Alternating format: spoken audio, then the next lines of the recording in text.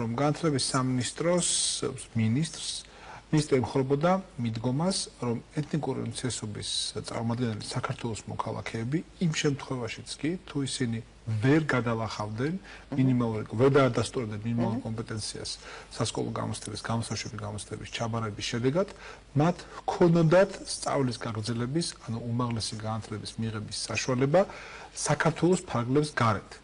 ანუ იმ ქვეყნებში, სადაც მათ მშობლიურ ენაზე მიმდინარეობს სწავლება, ძირითადად, როგორც ჩანს ლაპარაკია ძირითადად ეთნიკურად სომეხ და ეთნიკურად აზერბაიჯანელ ჩვენს მოქალაქეებს, ძირითადად. ხოლო საქართველოში მათ უმაღლესი განათლების მიღების შესაძლებლობა იმ მაჩვენებლებით, რასაც სასკოლო გამოცდების შედეგად აჩვენებდნენ, მათ არ ექნებოდათ. თქვენ გქონდათ სხვა მიდგომა. კი ბატონო, ამ შემთხვევაში მქონდა პრინციპული მიდგომა, მინდა გითხრათ. განმარტეთ თქვენი მოტივები. კი ბატონო, და ძალიან კარგი რომ პირველად ბატონმა კოკამ გააკეთა ამაზე კომენტარი, იმიტომ რომ ეს 2011 წლის ზაფხულს ეხება და ალბათ ვერ მოძებნით ამასთან დაკავშირებით ჩემს მიერ გაკეთებულ ვერანაირ თუნდაც მცირე კომენტარს. საქმე ეხებოდა იმას, რომ სრულიად შემთხვევით აგვისტოს თვეში აღმოვაჩინე, ეს მე არ ვიცოდი, აღმოვაჩინე მოსწავლეები, რომელებიც ჩაჭრილები იყვნენ გამოსაშვებ გამოცდებზე და რომელთაც ჰქონდათ დარიგებული ატესტატები. ჩემ კითხვაზე ეს რატომ მოხდა და მათ პრეტენზია განაცხადეს გარკვეულმა ნაწილმა, რატო არ მიგვაღებინეთ ერთიან ეროვნულ გამოცდებში მონაწილეობაო. როდესაც ვიკითხე, ბატონ შაშკინს ვკითხე, ეს რას ნიშნავს, ესენი ჩაჭრილები არიან ჩვენ ბაზაში და ადასტურებენ ისინიც, რომ ვერ გადალახეს ბარიერი და მათ ატესტატები აქვს დარიგებული. ამ კითხვაზე მიპასუხა, რომ ეს ასე იყო, საჭირო პოლიტიკური გადაწყვეტილება იყო.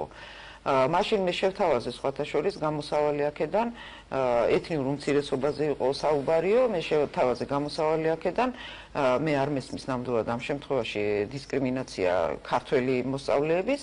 აგვისტოში ჩავატარებთ საშემოდგომო გამოცდას, მოვიწვევთ როგორც სომხებს, აზერბაიჯანელებს, ასევე ქართველებს და მაშინ შეგვიძლია თამასის დაცვა, სხვათა შორის თამასა რაც დადგინდა გამოსაშვებ გამოცდებზე, ესეც პოლიტიკური გადაწყვეტილება იყო და ესეც გადაწყვეტილება იყო სხვათა შორის განათლების მინისტრის, მე იმის გარეშე არანაირი გადაწყვეტილება არ მიმიღია.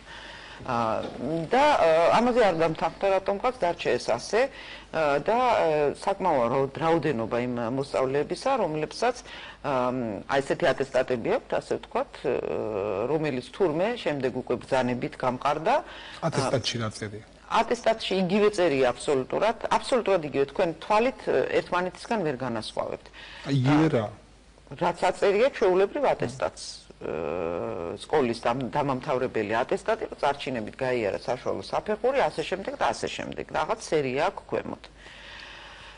შემდეგ ეს გამყარდა ყველაფერი ბრძანებით, მინისტრის ბრძანებით, სადაც ეწერა ესეთი რამ, რომ მოსწავლეები, რომლებიც ჩაიჭრებიან გამოსაშვებ გამოცდებზე, ან არ გამოცხადდებიან, მათთვის დარიგდება სპეციალური სერიის ატესტატი. ძალიან საინტერესო ეს რას ნიშნავს სპეციალური სერიის ატესტატი. ატესტატი მოგეხსენებათ, კაცრი აღრიცხვის დოკუმენტია და სპეციალური სერია აქ წარმოუდგენელია, რა შეიძლება იყოს. მეორე, რაც ნიშნავს საზღვარგარეთ შეუძლია ეს გამოიყენოს. ეს იმას ნიშნავს, რომ ადამიანმა ახალგაზრდამ მოგეთ ერთი რამე დავაზუსტო, ის რაც განსაზღვრულია ატესტატის შესახებ, მაშინ რაც განსაზღვრული იყო ატესტატის შესახებ ნორმატიული აქტებით. ეს ნორმატიული აქტი მიღებულია სამინისტროს დონეზე თუ უფრო მაღლა? არა, სამინისტროს მინისტრის ბრძანება ეს ინდივიდუალური აქტია. გასაგებია. გამოდის, რომ ლოგიკურად მაშინ მინისტრს ჰქონდა უფლება თავისივე კომპეტენციის ფარგლებში შეეცვალა ნორმატიული აქტი. თავისთავად მისცა უფლება, მე ახლა ამ დეტალებზე არ გავახსოვს. კი ბატონო, ეს არის უბრალოდ მინისტრის ბრძანება. ეხლა მივხვდეთ უკანონობა ჩაიდინა თუ უბრალოდ თავის კომპეტენციის ფარგლებში შეიძლება მომისმინეთ ბოლომდე და გეტყვით რასთან გვაქვს საქმე. ატესტატი, რომელიც მიაქვს საზღვარგარეთ სასწავლებლად ახალგაზრდას, მაგალითად საფრანგეთში მინდა სორბონის უნივერსიტეტში გავაგრძელო სწავლა. მე აქედან მიმაქვს დოკუმენტი, რომელზეც არის აპოსტილი.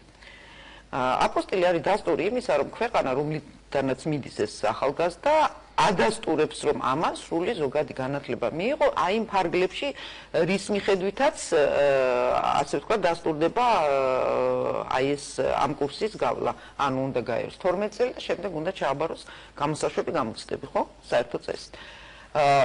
ეს აპოსტილი თურმე რას ნიშნავს ახლა?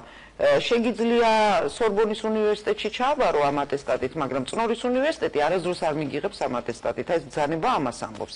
ანუ ამ შემთხვევაში ბატონო ხო, ну, კარგი, ჭრებალო, რა მნიშვნელობა აქვს? ეს იმას ნიშნავს, რომ ვატყუებ უბრალოდ რა.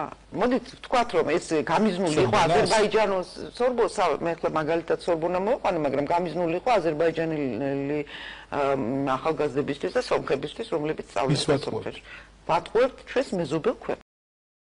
შენ უნდა აღიარო ეს, მაგრამ ეს რაც უჭირავს იმას ხალხში, მე ამას არ ვაღიებ, იმიტომ რომ ის ვერასდროს ვერ ისწავლის ჩემთან უმაღლეს სასწავლებელში. აქ შეიძლება შევხედოთ საკითხს ამგვარად. და მესამე დავასრულებ თუ შეიძლება. კი ბატონო, და დავასრულებ, როდესაც საუბარია იმაზე, რომ მე ვუშლი თურმე ეთნიურ უმცირესობას აქ განათლების მიღებას, თუ იქ განათლების მიღებას. საუბარია იმაზე, რომ მე ამ ახალგაზრდებს, რომლებიც არიან ჩვენი ქვეყნის მოქალაქეები, ვაიძულებ წავიდეს ერევანში და ბაქოში სასწავლებლად. იმიტომ რომ ის აქ ვერასდროს ვერ ისწავლის. ის აქ ჩაჭრილია, ოღონდ ატესტატი უჭირავს ხელში. მეორე ატესტატს ხომ ვერ მიიღებს. ასე რომ ის ადამიანი აქ ვერ გააგრძელებს სწავლას საქართველოში და ჩემს მოქალაქეს, ჩემი ქვეყნის მოქალაქეს იძულებულს ხდის წავიდეს სხვა ქვეყანაში სასწავლებლად. ეს არის ეთნიურ უმცირესობაზე ასე ვთქვათ. კი ბატონო. ო, მე ესე დრამატულად არ მიმაჩნია რო საქმე. ეს არის კათოლიციზმის მიმრიელობის, რაც ჩვენ გვაქვს ეთნიკური უმცირესობის სკოლებში. რეალობა არის ის, რომ ჩვენ ვერ ვაძლევთ ამ სახელმწიფო იგულისხმობა შემთხვევაში და საზოგადოებას ვერ ვაძლევთ მათ ადეკვატურ განათლებას იმისათვის, რომ მათ აი ამ ჩვენი, ასე ვთქვათ, უმრავლესობა სკოლებში რაც წესები მოქმედებს იმით მიხედვით რომ დაამთავროს სკოლები, ეს რეალობაა, ამას ვერ ვფერუზამ, ამას უნდა დრო და ინვესტიცია იმისათვის, რომ მოსწავლეობა ეშელო. ამიტომ ეს არის გამოსავალი იმათვის, ვინც არ დარჩება და დაუშვათ მეორე წელს სასწავლო ჩაბაროს, ვისაც არ უნდა ძალიან რომ დაუშვათ ქართულ უმაღლეს სასწავლებელში ისწავლოს.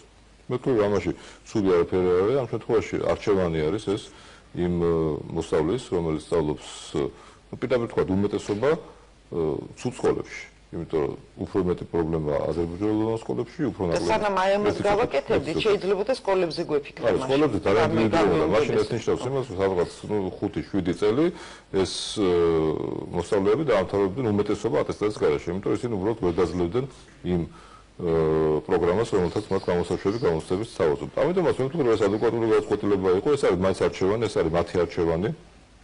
მოძრაობის და ეთნიკური უმცირესობის წარმომადგენლები. არა, ის მოძრაობის არჩევანი არ იყო.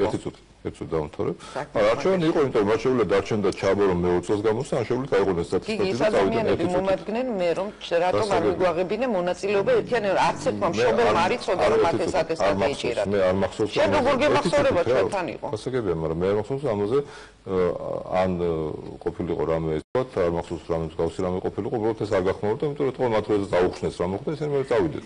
წყნარად, იმიტომ რომ აქ ეს დიდი პროტესტი, და სადაც არანაირი ეს საზოგადოებრივი პროტესტი, მე როგორც მახსოვს, ამას არ გამოუწევია.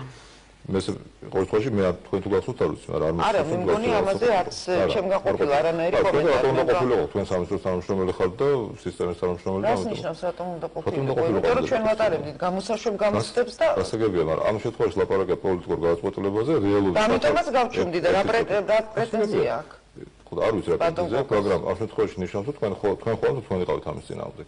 რა თქმა უნდა, დღესაც ვიქნები წინ, ყავდი ატესტატების დარიგების წინააღმდეგ. განებით, იმიტომ რომ სხვა ატესტატებიც მინისტრებს განებით გინდება და ეს ატესტატი თქვენ რომ არ შეიძლება რაღაცა შეარევოს, რატო არ შეიძლება? ყველაფერს რომ თავი დავარებოთ, ეს ბრძანება გამოვიდა 17 ივლისს, როცა კარგად ხნის დამთავრებული იყო ეს მაისის გამოცდები. მე ქართველი ვარ, ყველაფერს თავი დავარებოთ. მაშინ საჭირო, მე ქართველი ვარ და მინდა სორბონის უნივერსიტეტში სწავლა. მე უნდა ვიცოდე წესები, სულ არ გამოვალ შენ გამოცდებზე და პირდაპირ ავიღებ ამ ატესტატს. და წავალ პირდაპირ იქ სასწავლებლად. სწორად მახსოვს, ეს ბრძანება ამას არ უშვებს, რომ ის პირდაპირ წავიდეს. თუ წავალ, ერთი წუთი რა, მე არ ვიცი ხა ეს არ მახსოვს. თუ წავალ, წავიდე ერთი წუთით რა, წავალ და წავიდე ჩააბარო სორბონაში. ამ შემთხვევაში მე პრობლემას ვერ ვხედავ. ნუ და ატესტატის გარეშე ჩააბარო. რა ატესტატის გარეშე თუ ბრძანება ამას უშვებს, რომ ადამიანი შეუძლია სხვაგან ჩააბაროს, არა საქართველოში თუ მას გავლილი აქვს სასკოლო პროგრამა, თუ საქართველოს ერთი წუთით რა. არა დემაგოგია, უკაცრავ, ერთი წუთით რა. მე აღარა მაქვს კომენტარი ამაზე რა. თქვენთვის ეს მისაღებია ყველაფერი, რასაც აფუძნებს. ამას უყურებს სპენელი განსჭირდება. კომენტარი არ არის, ამ შემთხვევაში ხოთ. თქვენთვის ეს მისაღებია ყველაფერი, რასაც აფუძნებს. ამას უყურებს სპენელი განსჭირდება. კომენტარი არ არის, ამ შემთხვევაში ხოთ მასალას ესე იგი დავამთავრებ ჩვენ ვილაპარაკთ. ჩვენ დაახლოებით ასეთივე დამოკიდებულება გვაქვს ჩვენი კანონმდებლობით უცხოელ სტუდენტებთან, როცა ჩვენ ვამბობთ, რომ ჩვენთან შეიძლება უცხოელმა სტუდენტმა შემოიტანოს განცხადება და ჩააბაროს უნივერსიტეტს იმ შემთხვევაში, თუ მას აქვს იქ დამთავრებული საშუალო სკოლა. ჩვენ აქ არ ვამბობთ და უმეტესობისას საერთოდ ვიღებთ თუ გამოსვათ, ხო, ესეთი პრინციპი გვაქვს ჩვენ უცხოელი სტუდენტების მიმართ. იმ შემთხვევაში თუ ის იქ ამთავრებს სკოლას, მას აქვს საბუთი რომ არ დაამთავრებს სკოლა და ჩვენ იქ არ ვეუბნებით იმას, რომ მან უნდა იქ გქონდეთ გავლილი ის სისტემა, რომელიც მას აძლევს უფლებას, რომ ჩააბაროს იმაში, უმაღლეს სასწავლებელში, მაგალითად საფრანგეთში თუ მაგალითად აზერბაიჯანში. ჩვენ უბრალოდ გვიწერია კანონში, რომ მან უნდა გქონდეს საბუთი, რომ მან დაამთავრა სკოლა, მან მოისმინა ეს პროგრამა და შემდეგ რაღაცა ისინი საბუთები, რომელიც აძლევს მას იმის უფლებას, რომ მოვიდეს საქართველოში და შემოიტანოს განცხადება. იგივე პირობა ჩვენ უცხო ქვეყნის მოქალაქის მიმართ, როდესაც ის მოდის, მას უნდა გქონდეს სკოლის დამთავრების ცნობა. არ ვიცი, ამას ატესტატი იქნება თუ რა იქნება, როგორც ესეთი. ანუ მას არ უნდა გქონდეს მაგალითად თურქეთში ჩაბარებული თურქული აბიტური, ან გერმანიაში არ უნდა გქონდეს ჩაბარებული გერმანული აბიტური, იმისათვის რომ საქართველოში უმაღლეს სასწავლებელს გააგრძელოს სწავლება. ამ შემთხვევაში ჩვენ მოქალაქეებს, როგორც თქვენ ვთქვით, მოვაქცევთ ზუსტად ისე და ვუდგებით ზუსტად ისე, როგორც ვუდგებით უცხოელ მოქალაქეებს, როდესაც მას უნდა საქართველოს სწავლება გააგრძელოს. გავაკეთო კომენტარი შეიძლება ერთი პატარა კომენტარი ის ადამიანები შენთან რომ მოდიან საზღვარგარეთ სკოლა დამთავრებულები მოაქვს ცნობა ეს ცნობა ნამდვილია ის ადასტურებს რომ მინისტრის ბრძანებით არის გაკეთებული ეს რას ნიშნავს მინისტრის ბრძანებით მინისტრმა ბრძანება შეიძლება გამოსცეს 5 კლასის დამთავრების შემდეგაც მივცე ატესტატიო და ამ დროს ზოგადი წესი არის უნდა გაიაროს 12 კლასი და მე ხაბარს მინისტრის ბრძანება რომელთაც აი ატესტატები გახდა ძალმოსილი აი ამზანების ხო აი მაინტერესებს ლეგიტიმურია თუ აი ამაზე მე მას მოდით რა ესე ვთქვათ რა და მე ამაზე მაქვს ნამდვილად პრინციპული პოზიცია რადგან ამაზე დაიწყო საუბარი ამიტომაც დავიწყე მეც საუბარი თორე ჩემგან ამაზე კომენტარი აქამდე არ გაკეთებულა ეს არის ჩემთვის სრულიად წარმოუდგენელი და მიუღებელი ეთნიკური უმცირესობებისთვის მივიღო ერთი რაღაცა წესი და დაუშვათ ქართველებისთვის სრულიად დისკრიმინაცია რომელსაც სახელმწიფო მიმართავს გარკვეულ შემთხვევაში გასაგებია მაგრამ ხო შეიძლება ამაზე ვამბობ რომ ხოდა პრინციპული პოზიცია ნამდვილად კარგია რომ განიმართა იმიტომ რომ იქ